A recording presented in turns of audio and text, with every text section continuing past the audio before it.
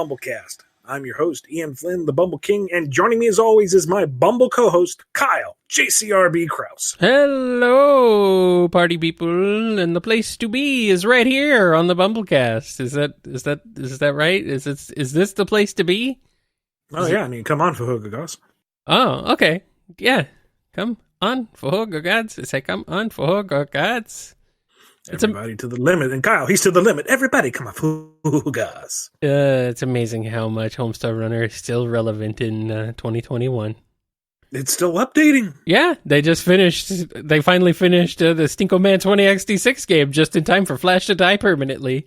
Exactly, which seems exactly on brand. Exactly. I didn't think that was even the plan, but, it just kind of happened. And for Trog Day, they actually released a new menu start screen. Yes. Yep. So, I don't know. It's kind of refreshing that after all these years, it's still putting out the same brand of surreal nonsense. Yes. And it's still just as good as ever, Still just as good as ever. Anyway, homestarrunner.com. Go there. Do it. Not everything works quite right because of Flash's death, but you still get something out of it. Yeah. So, a little bit of news. Thanks to Blue Mickey Mouse, one of our newest patrons, the master list for the Q&A is up. Woohoo! It is functional, and if you want to search for questions from the very first episode all the way to today, you can do that now. Yes. You can check there and see if your question has already been answered, and then there's a nice little link right next to it to go directly to that episode. So, you can find it all. Find your answers. But don't stop asking questions, because if you do, then we won't have a show. So keep asking questions. See, at this point, I'm waiting for there to be a question that comes up and says, in BumbleKast episode such and such, you said this, but since then, it's like, oh no, our show has continuity now. Well, I mean, it's always kind of had continuity, and you could kind of go back, but now it's really easy to do. So, yeah, go check that out though. If you have a burning question that you maybe you missed the answer to your question and didn't realize that it actually got answered at some point, go check just in case. You never know. On the topic of asking questions, before we actually get to answering them, if you submit a Ko-fi donation to get priority Q&A status, it has to be the $6 mark.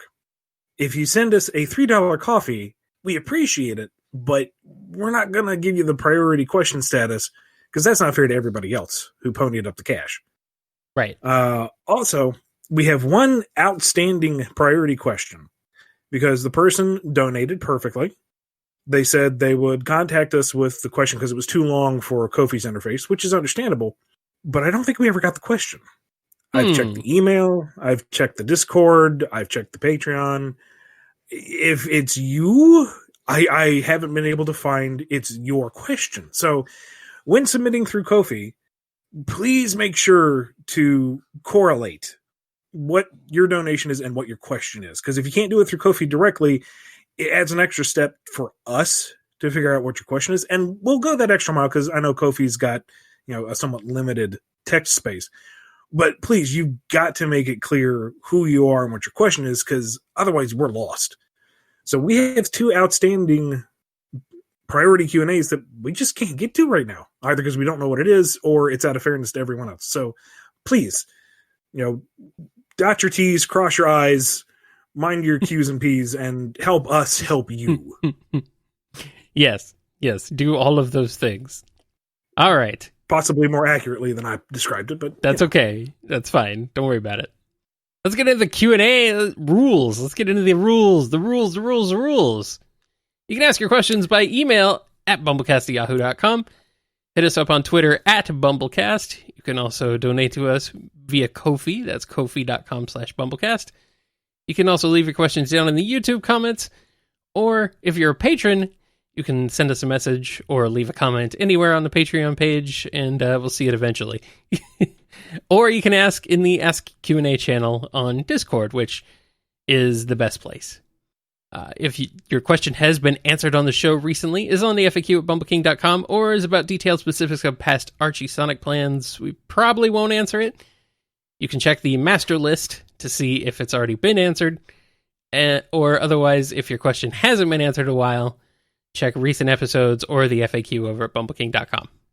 All right, are we ready to get into priority Q&A, Ian? I'm ready. Are you ready? I'm ready. I'm very ready. No, here we go. It's Bradley T. This one, I think we're getting to this one a bit late. I apologize, but maybe we can still have some fun with it. So Bradley T is first. It says, "Hi, my son Sandy is working on a Sonic Christmas play and wants to know if you have any ideas for dialogue and drama. The plot idea is that Eggman is trying to destroy Santa so that Christmas will not come, causing chaos that will make it easier to form his Eggman Empire. Sonic uncovers the plot when he sees Eggman's ship headed toward the North Pole with badnicks and Metal Sonic riding on top. Thanks." I don't really have a lot to contribute because that's solid right there, man. That's a pretty good idea, yeah. I mean, Sandy, if you're listening, spot on, dude. That's great. Eggman conquering the North Pole to ruin Christmas so that it's easier to... I mean, that right there is a solid plot. I don't have anything to add. I mean, just, play with the idea a little bit. See how much mileage you want to get out of it. How big is your cast for this Christmas play? As Sonic is going to stop Dr. Eggman, does he need his friends' help? How do they infiltrate the now Kringleized Eggman Empire? Maybe they have to sneak in as elves, so everyone's got to dress incognito. Maybe Charmy gets a little too into the whole elf thing and starts actually working alongside the other elves. Have the elves been roboticized? Are there badnick elves? That's something. Sonic bops robots and pops elves out instead of little animals. That could be fun. That is a good idea right there. I like that one. Maybe the Chaos Emeralds are hidden in presents and Sonic has to open them all in time so that he can turn into Super Sonic and chase down Eggman in his Death Egg Sleigh. Yeah. No. Egg Slayer. Egg Slayer. There we go. Nice. Perfect. Sled Egg. It's not a bad one. I mean, you got time. Christmas is just a little under a year away, but no, that's a great start, Sandy. Go for it. Yeah, if you didn't already, apologies for this one kind of getting lost in the shuffle. It was sent to us actually on our last episode of 2020, so on the same day as our last episode of 2020, so it's like, I got lost in the shuffle. So sorry about that. Let's go ahead and move on to a question here from Blue Mickey Mouse. I could be way off base with terminology I've probably heard in science fiction numerous times, but I have a question about the dialogue in Mega Man Volume 5. When Proto Man is first awakened, he is asked for a self-diagnostic. He replies that all his systems report nominal. I often have to look up words I never end up solidly understanding/remembering, but when I search nominal, it went into a bit trickier territory than the first few common definitions. I understand that it means intended by design, but before landing on that, I saw the word was used in describing energy capacity in photovoltaic devices, aka solar-powered. The comic mentions numerous times that Proto Man was originally built with a faulty solar core, which Wily states to have replaced with a nuclear one. Haha, that's its own joke. Was there intentional wordplay around that concept? I'm asking this as I read for the first time, so sorry if this doesn't get addressed anyway between the printed material or Q&As. As I'm sure you know, this material is hard to come by in physical form. Sadly, yes. Yes, it is. General rule of thumb, if you're reading something I've written and it seems like incredibly clever wordplay or something really smart, do me a kindness and just assume that, yes, that's what I intended. Because then you have a high opinion of me and I don't look like an idiot. No, I did not actually know that definition for nominal. So that is just a happy coincidence. Yeah, it usually seems to be used more like a fancy term for normal. Fancy way of saying normal, generally, in my understanding of context clues of its usage. But I'm just happy it works out that way. That's really neat. Yeah. What a coincidence. Or was it all according to plan? No one will ever know. Unless they listen to this show. Well, it's not very many people, so I think we're good. Diane W. has a question. According to the Japanese translation of Sonic Lost World, Eggman actually resurrected the Deadly Six, meaning that the Deadly Six had to have died at some point long ago, and then was miraculously brought back by Eggman sometime after discovering Lost X. I know you probably don't know this, as this was never mentioned in the English version of the game. However, if you were to rewrite Sonic Lost World, or even some sort of sequel, or a story that connects to Lost World, would you include Eggman Resurrected the Deadly Six tidbit and address it fully by showing the full story? Or at least ask Sega, or the writer of the game, Harumasa Nakajima, how Eggman resurrected the Deadly Six after discovering Lost Hex? So that's a bit of trivia I did not know. Thank you for imparting that. I'd like to see it in a little more context to see if resurrection is the best translation of the word. But this kind of comes back to a lot of issues with localization between regions. Going back to Silver's hunt for the Iblis trigger. We've covered this on the show before. The particular word for blue that was used in the Japanese can be translated as blue or as naive. And one of the things that they kept pushing with marketing Silver at the time was that he was naive. So when Blaze is having her moment of introspection and she thinks back on the Blue Hedgehog, a lot of Western fans assumed that she was recalling events from Sonic Rush or something like that, when really it's just poor localization. She was making the connection that it isn't a blue hedgehog that is the Iblis trigger, it's the naive one who would have killed Sonic and set things in motion. This seems to be kind of along the same lines. I know that the Japanese title for Lost World implies that the Deadly Six are actually Oni, but the direction I've gotten since then is that they're just creatures of the world, nothing supernatural. So I don't know. To sum it up, really, I don't know what they're doing with them. So if we ever do get into backstory stuff, I guess that's something to bring up. So thank you for bringing that to my attention. But I don't think we're going to be delving into their backstories anytime soon. We're just going to focus on wrapping up what we've already established so far. Yeah. I'm wondering if by resurrected they actually may have meant like awoken. Like maybe something like that. Not actual literal resurrection, but who knows? Who knows, really? Harumasa Nakajima might know. Somebody ask him. I don't know how to get in contact with him. But I do know how to get in contact with our next questioner, Scruffy Met. Hey there, fellas. How are you going? We're going pretty well, Scruffy. How are you going? If Sega decided to add DLC to Sonic Team Racing, what would you like to see as new content? What characters do you think would work well as teams, and what zones from other games would you like to see as inspiration for new tracks? That is a very big question because... Well, I'm just laughing at Sonic Team Racing because, I've made that joke before, I want Yuji Naka to be playable. He needs to be in there.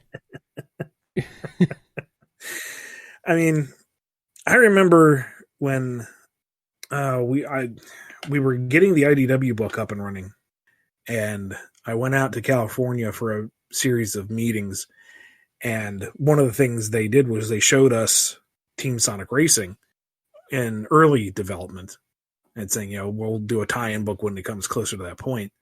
And they, listed off the characters, and, you have Vector there, but no SBO? No SBO? Okay. And that got kind of a chuckle out of the boardroom.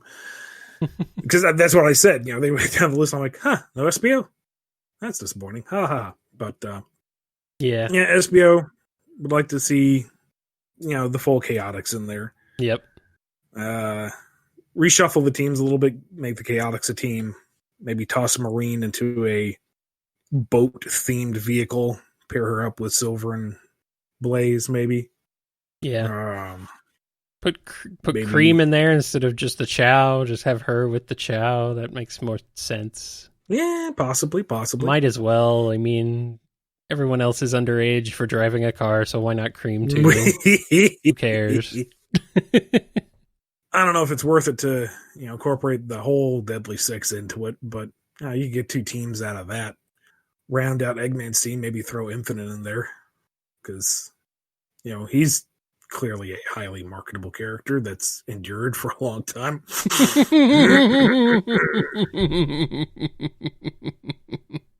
Kind of said the Babylon Rogues are missing. Yeah. And I worry they're kind of pigeonholed, because of they're synonymous with the airboards, even if they're was a variety of gear to ride in those games. Like, I don't know, maybe throw in a throwaway line of Jet saying, I prefer to be on my extreme gear or something. Or, why am I not on my airboard? And Wave's like, it's not that kind of race. And, just boil it down to Jet wants to win races because that's his whole character. It's something. Give him a little bit of love outside of the 3 games that they're in, not counting the Olympics. Or Forces Mobile. Yeah. Or did you count that? I don't know. If we're talking Sonic Team Racing, we also need June Setaway to be playable, of course. It's very important. For stages, I'd like to see some stuff that we don't see a lot of. Like, give me a track through Mushroom Hill. Yeah. Bounce off giant mushroom caps. Zip up and down very tall hills. Maybe the course goes through that whole, vibrant to dying to almost wintry palette and back again. I'd like to see a track based on Studiopolis. Yeah, or Mirage Saloon. Yeah, tie it in with Mania. That would be cool. Or shoot Oil Ocean. Yeah. You're driving along pipes and scaffolding and all that jazz. And then you could fall in the oil and it'd be awful. Yeah. It's all gross. Mystic Cave Zone doesn't get enough love, and it's got a fantastic look and track and yeah. Yep. That would be good. Mystic Cave Zone would be neat.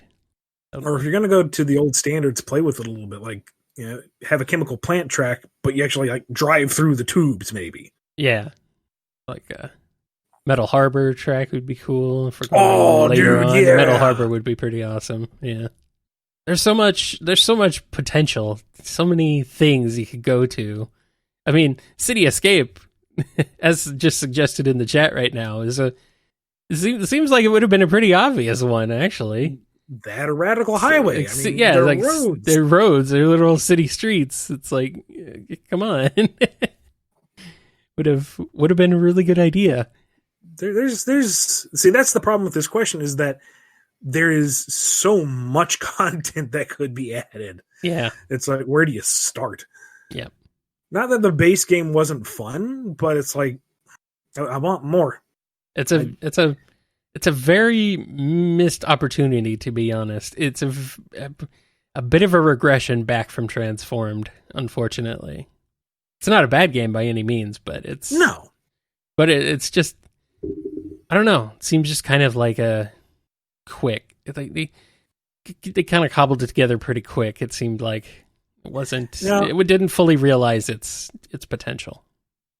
I can understand that there might have been complications with the whole, team mechanic, incorporating the drifting and the slingshotting and whatnot. That probably makes things exponentially more difficult, especially if you take online play into account. Sure.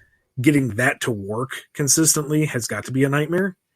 But personally speaking, I would prefer a, traditional kart racer, Mario Kart type of thing, where everyone plays virtually the same, but we get more out of it. Because that's part of the fun of these mascot racers, isn't so much the gimmick of the race, but being able to play with all your toys. Right, exactly. Let's move on to our next question from Andrew D. If Sally and Antoine were to return to the IDW comics, what animals would you like to see them as, assuming Squirrel, according to old Archie material, and Coyote are off the table due to being made up by Archie? And would they keep their surnames? Sally was a chipmunk. Her dad was a squirrel, and that caused a great deal of confusion for some people. Granted that, chipmunks don't have short tails like that, but that's kind of the shorthand cartoon chipmunk that Chip and Dale established. So I think that would be safe enough, given that her name is Sally Acorn, for pity's sake. It's going to be hilarious, to me at least, if things do work out that she comes back, but they give her a squirrel tail like Ray for consistency's sake across the brand, and just watching people melt down over that.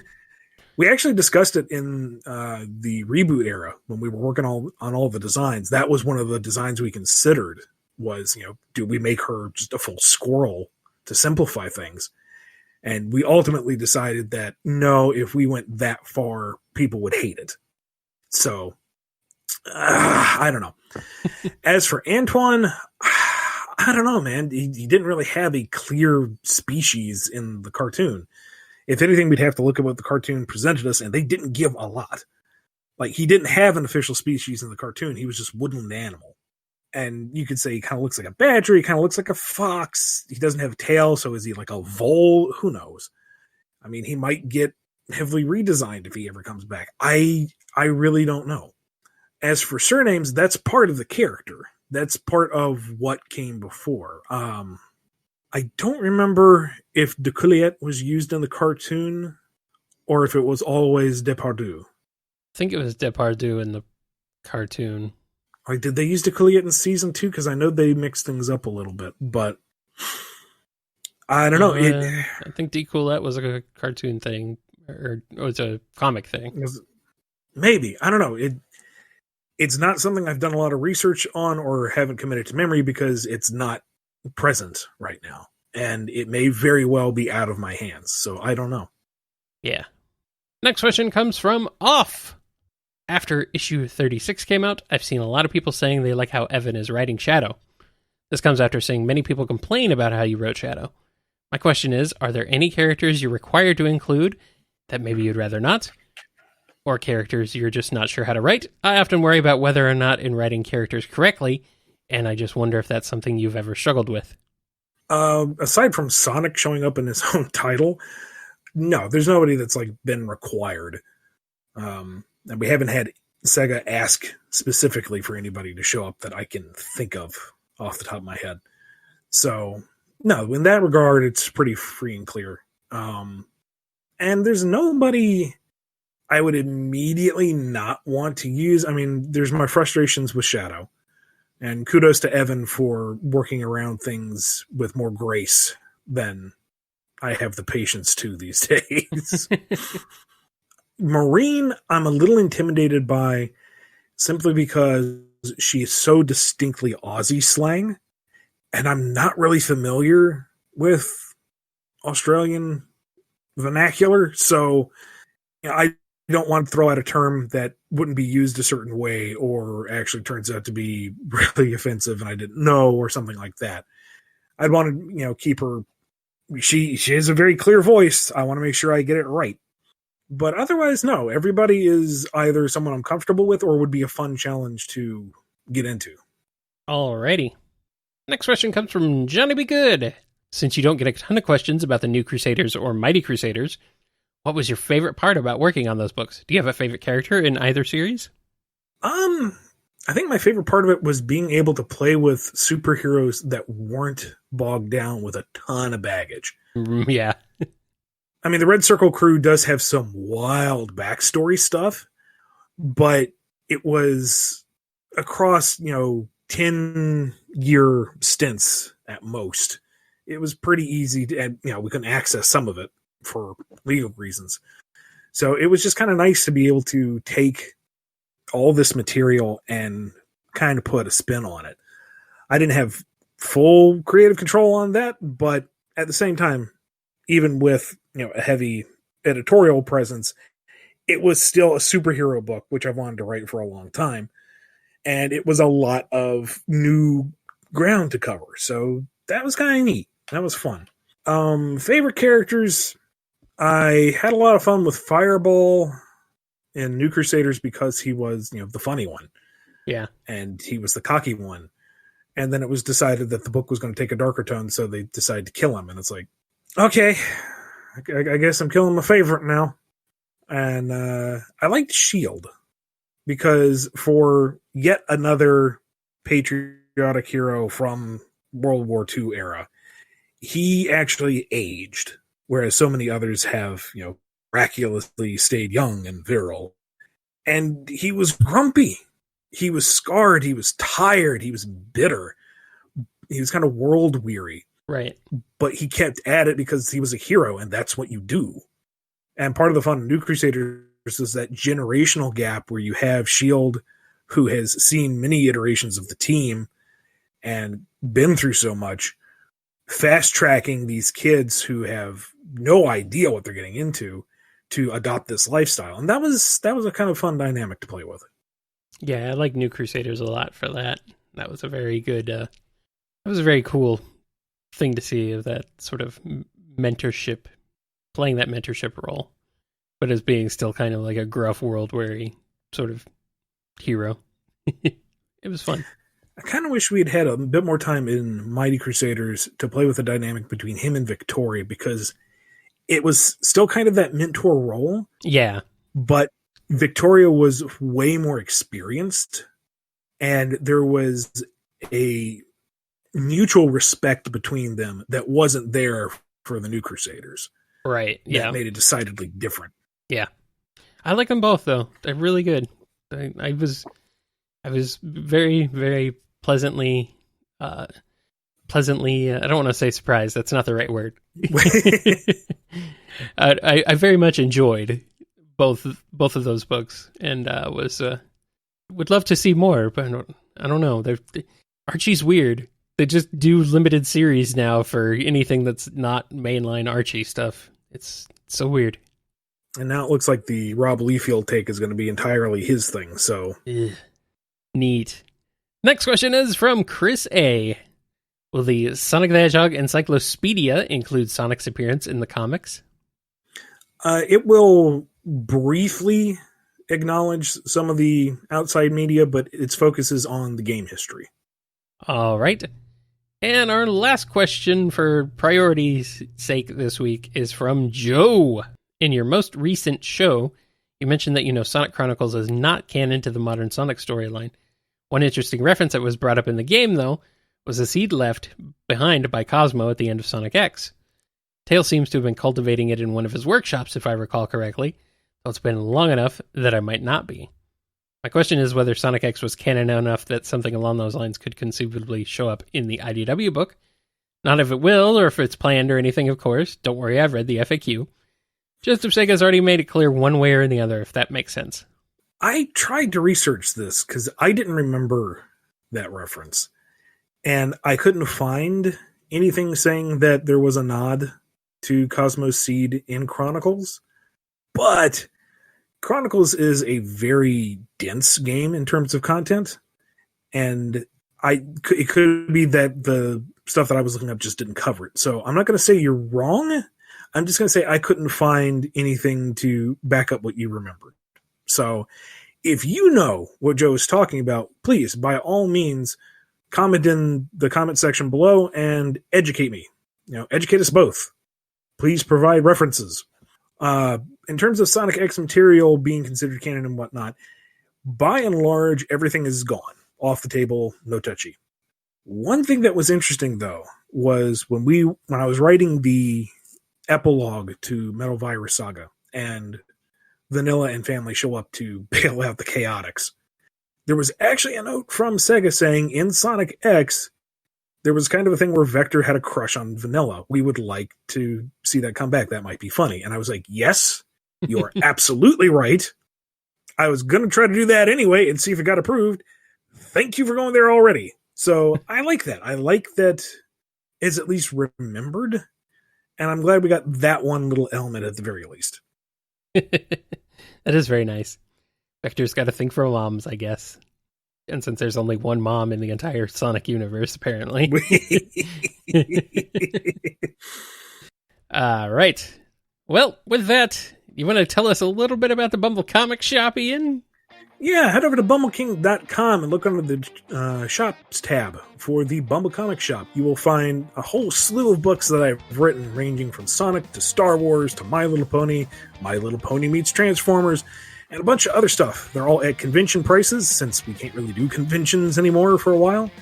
And every book you purchase is signed by me. So head over to bumbleking.com and look for the Bumble Comic Shop under the shops tab.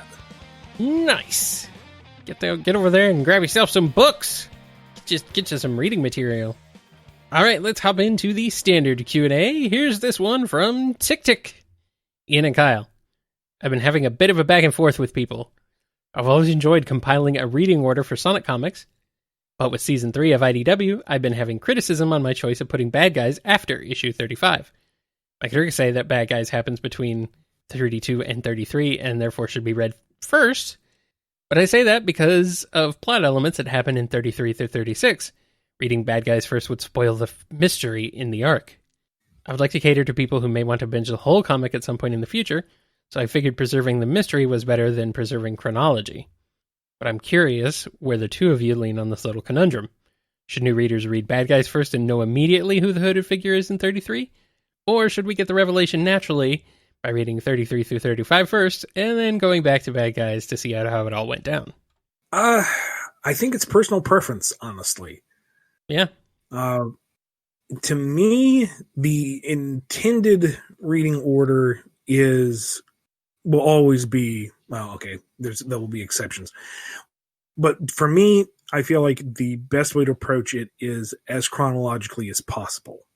And yes, bad guys would spoil the reveal in Chow Races, but you have to look at what the stories are trying to accomplish. Bad Guys tells Starline's arc, and thus you are reaching Starline at a certain point once you reach Chow Races. If you're paying attention in the book, there are details that shows it's Starline from the very beginning. The mystery is more for the characters, not necessarily for the reader. You could make an argument that you want to read Chow Races first and then go back and read Bad Guys to fill in the gap, which I guess is an appropriate enough way to do it. But you also are going to have Starline showing up at other points, and it becomes a question of, well, how long do you put off certain things? I personally would read it first and then go into Chow Races instead of having to go backwards, but that's just how it works in my head. There is no official reading order.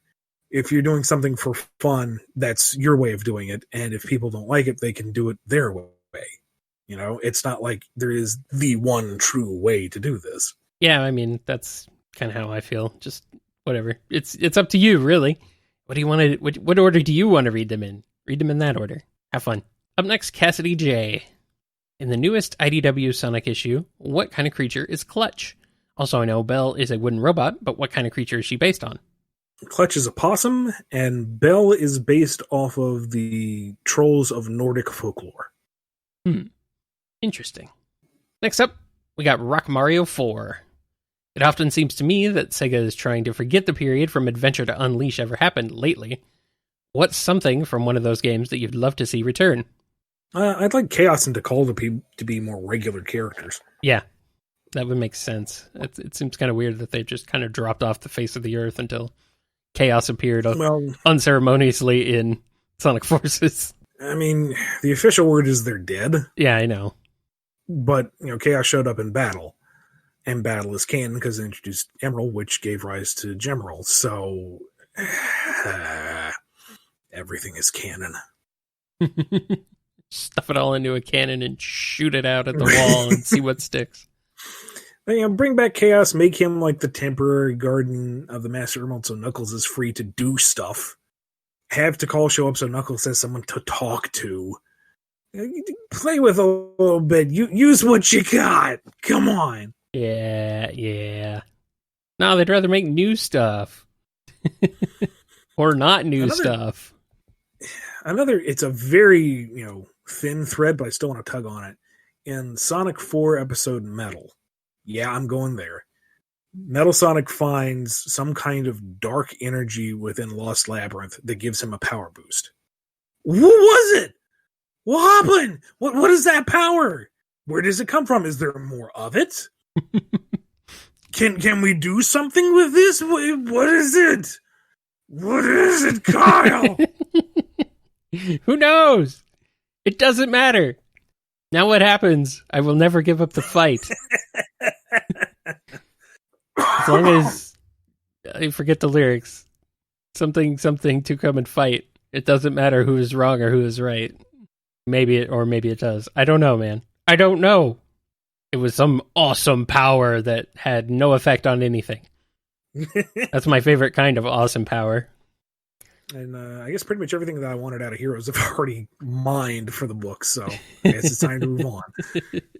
The legendary OU has a question. Hello, Ian and Kyle.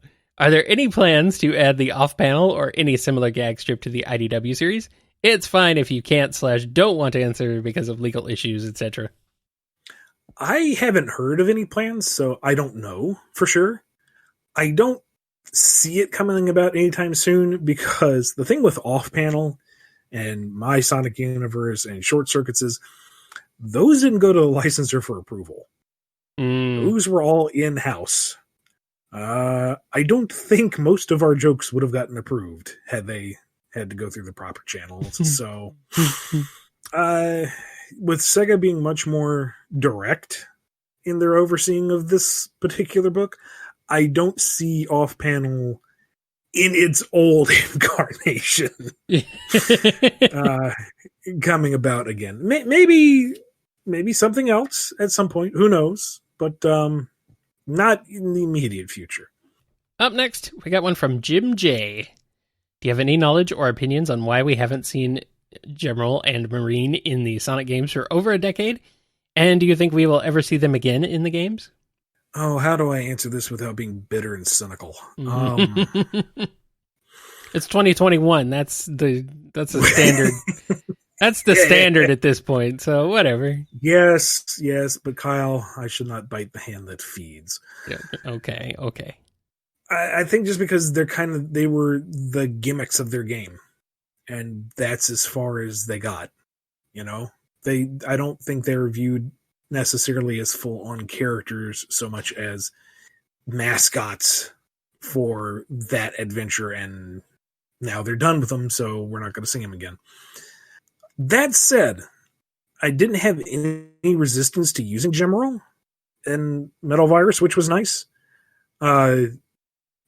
Marine is not off the table. It's just there were reasons they didn't want her introduced last minute, which so it goes. But she's still, as far as I know, accessible and viable as a character. So the stable is still there to use. As for in-game, I honestly don't know.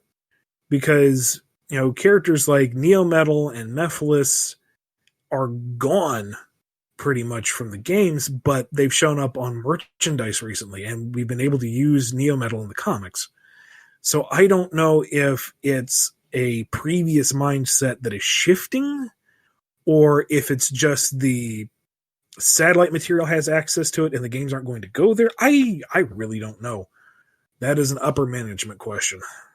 Well, I mean, to be fair, every character who's been introduced in Sonic games has been sort of a gimmick for their specific game. It's just some of them have managed to endure afterwards.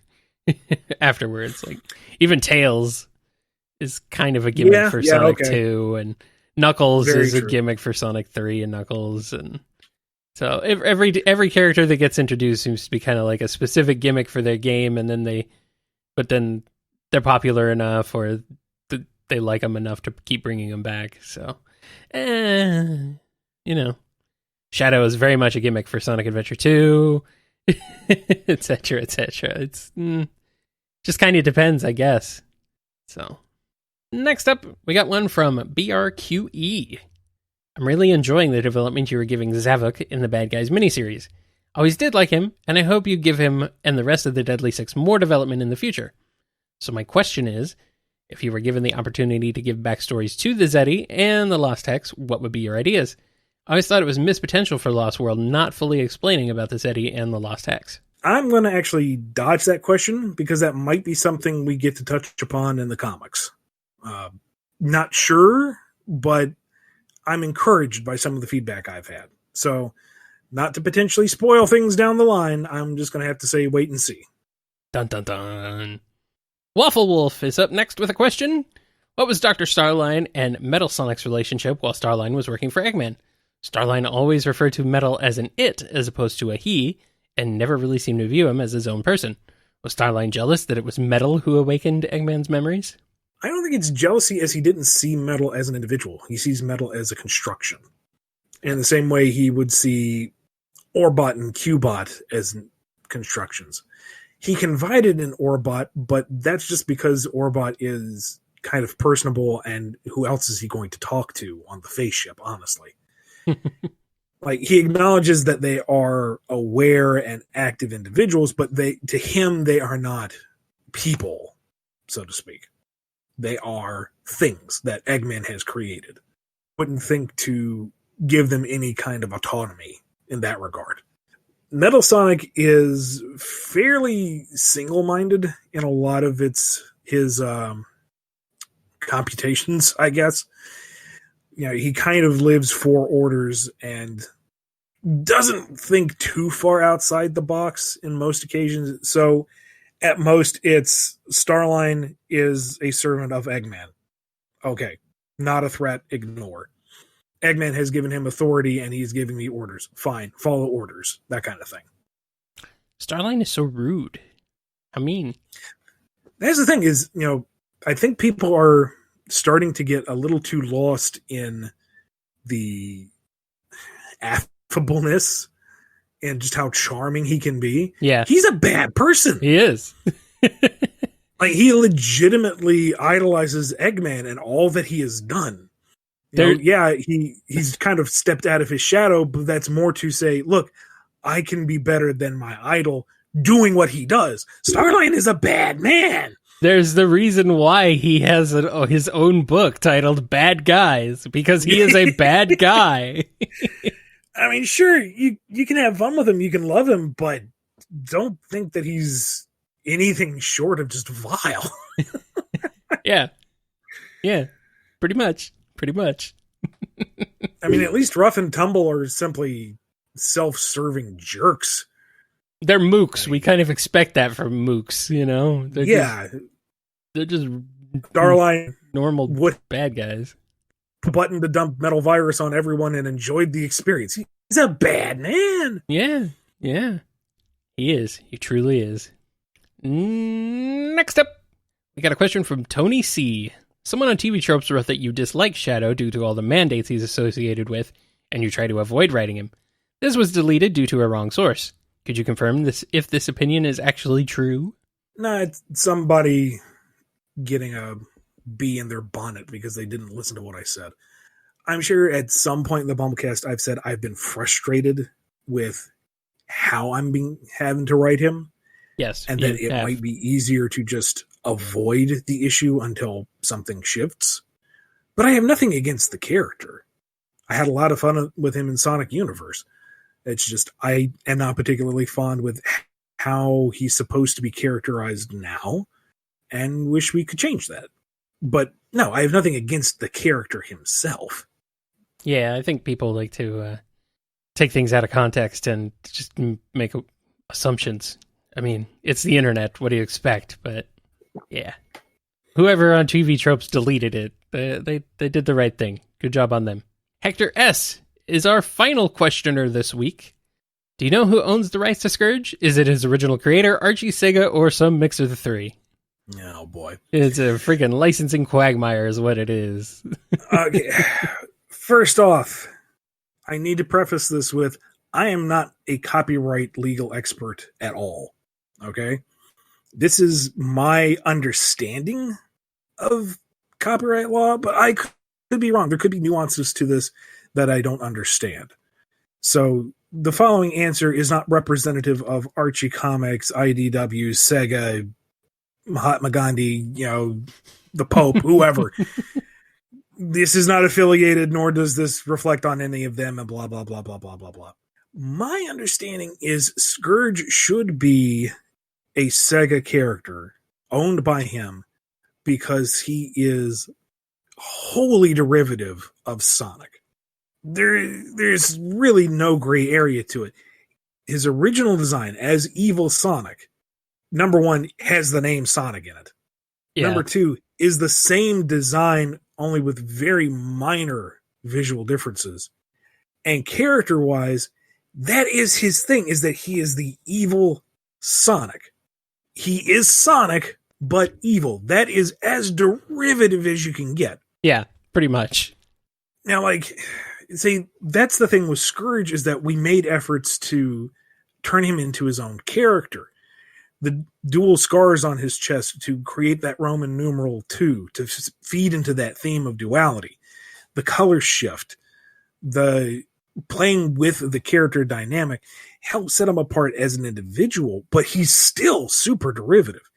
If Scourge had materialized whole as he was, if we hadn't had that era of the anti-FF that were devoid of any creative input, it would still be derivative because his entire point is being an evil Sonic. Scourge's entire character, everything about his construction is based on Sonic, visually and thematically. He is wholly derivative, and he was never intended as parody. Therefore, from my understanding, he should be Sega property. You'd think. So,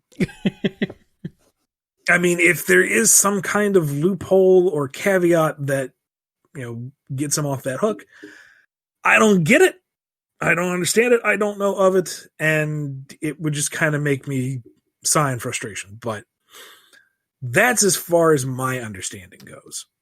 Maybe someone should try it and see how far they get before they get slapped with a lawsuit. I'm not talking about you, Ian. No. Let's see what happens. Give it a shot. Why not? What's the worst that could happen? Anyway, that's going to do it for this edition of the BumbleKast. Ian, you want to give a shout out to the lovely people who help support us and make the show possible? It would be my absolute pleasure. Big thank you to Daniel H., Alex P., James K., John B., Jennifer R., Samuel P., Sam Cybercat, Robotnik Holmes, Mike B., Justin G., Torchbound, Coupling Crew 128, Do As Diz Den, Diane W., Scruffy Matt, Chris A., Andrew D., John M., Dawn B., Yami M., Lee H.K., Lisa M., Chevelle, Silly String, Takaro, Sony, Salute Cat, Dave M., Justin S., Blue Title Gamer, Invade Turbo Tunis, Overthinking Films, Tick Tick, Final Neil, Papa Dripadopoulos, Off, Noni, Degama F, Wow, Jonathan D, PC the Unicorn, William D, Rachel W, Godzilla, Chaos Universe, Sonic Legacy, Preston M, Piggy Bank, Daniel B, J Frost, Blue Mickey Mouse, Bradley TT, Jonathan L, Owen BD, Dadler the Dalek, Summit Gooey, Jib, Sapphire Scarletta, Turbo, and Dove. Woohoo! Thank you, everybody. Some new names in there. Excellent. Welcome aboard. Always good to have more folks in on the BumbleKast goodness. Ian, where can people find you on the internet? Find me on Twitter at IanFlynnBKC. Head over to my personal website, bumbleking.com, for the comic shop, a release schedule of what I've got coming out, which is actually kind of barren at the moment. I'm working on things. Hashtag knowing smile. Yes. And a full listing of my published works. Also head over to drogoon.com. That's drogune.com. It's my original science fantasy series with Sonic veteran Adam Bryce Thomas. We have moved over to monthly releases, so you'll see a large group of pages come in at the end of January. But if you're a patron over at patreon.com/Drogoon, you get weekly lore pages that detail all sorts of fun stuff about the Drogoon universe. Kyle, what about you? You can find me on Twitter at KyleJCRB. You can also head on over to kngi.org. That's where you can find all the archived episodes of the BumbleKast in MP3 downloadable format for your listening pleasure, as well as my other show, Nitro Game Injection, which you can listen to streaming live on Fridays at 8 p.m. Eastern Time over there at kngi.org or on the KNGI Network YouTube channel. So be sure to go check those out. Follow the show on Twitter at BumbleKast, email us at bumblecast@yahoo.com, and listen to us on Apple Podcasts, YouTube Music, Spotify, Amazon Music, Audible, our YouTube channel, and kngi.org. Don't forget to check out the Bumble Store, shop.spreadshirt.com/BumbleStores for some Bumble items. You can get them adorned with the logo, with our smiling mugs. You can get our mug on a mug, for example. Or something like that. You can go over there, shop.spreadshirt.com/BumbleStore and buy something, will you? Catch BumbleKast Gaming live streaming on Twitch at twitch.tv/BumbleKast Gaming, Sundays at 10 p.m. Eastern Time, and sporadically throughout the week. Follow us on Twitch or follow us on Twitter to find out when those times will be. Don't forget to also go check out the Q&A master list as well. You can find that links for that over at bumbleking.com. We'll probably add it to the YouTube description as well, so yeah, you'll go check that out and see if your questions have already been answered and what episode they were answered in. that's going to wrap us up for this week's BumbleKast Q&A. Thank you so much for joining us. Be good to yourselves, be good to each other, and we'll see you next week. Bye. Bye. Bye. Hold on. What? I flooded the Kyle's engine again. Give me a second.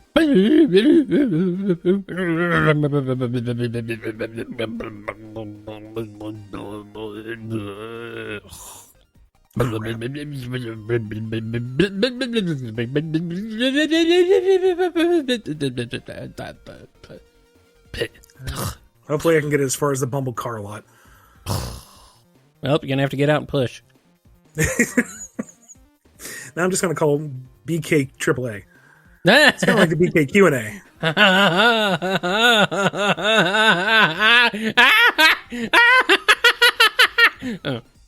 Don't patronize me. But do Patreonize us. Patreon.com/BumbleKast.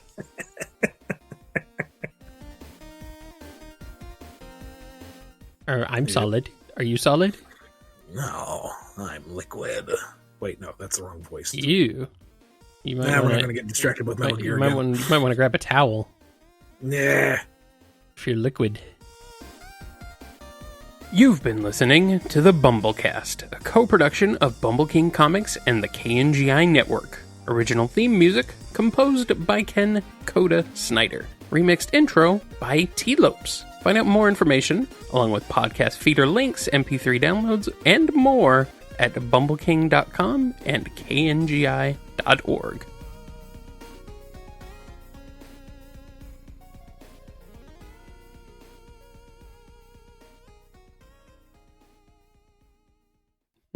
Make Sonic say a swear.